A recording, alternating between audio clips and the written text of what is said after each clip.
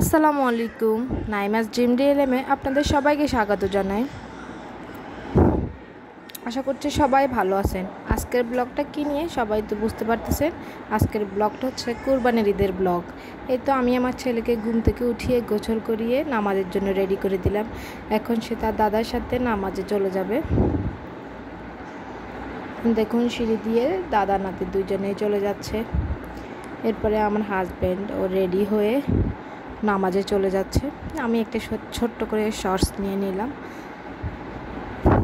এরপরে বারান্দা দিয়ে একটু দেখি সবাই নামাজে যাচ্ছে, তাই একটু ওটাও ভিডিও করে নিলাম। অনেক সুন্দর লাগছে, সবাই নতুন নতুন পাঞ্জাবি পরে জামা পরে ছোট বাচ্চারা সহকারে নামাজে যাচ্ছে। আর এদিকে আমার মেয়েও আজকে সকাল সকাল ঘুম থেকে উঠে গিয়েছে, উঠে সে তো দুষ্টুমি শুরু করে দিয়েছে। এরপরে খুবই খারাপ লাগতেছিল গরু ছাগলের জন্য।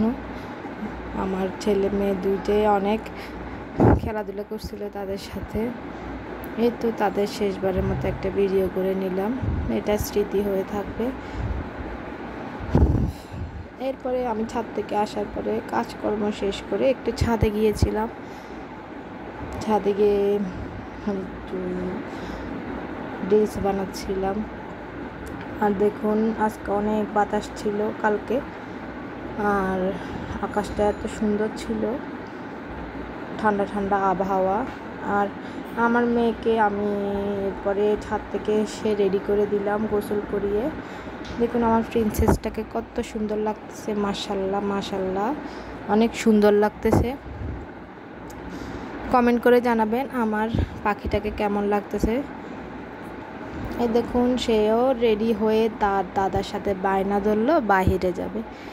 দাদা আর কী করবে, দাদার একটাই কাজ নাতি নাতনিকে ঘুরানো, তাই উনিও নিয়ে গেল তার নাতনিকে।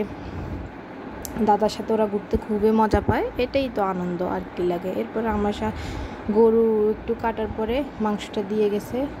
এরপরে আমার শাশুড়ি সেটাকে ম্যারিনেট করতেছে। আর এখানে আমি রাস্তার মধ্যে দেখলাম একটু গরু জবাই দিচ্ছে, সেটা ভিডিও করলাম বৃষ্টির মধ্যে।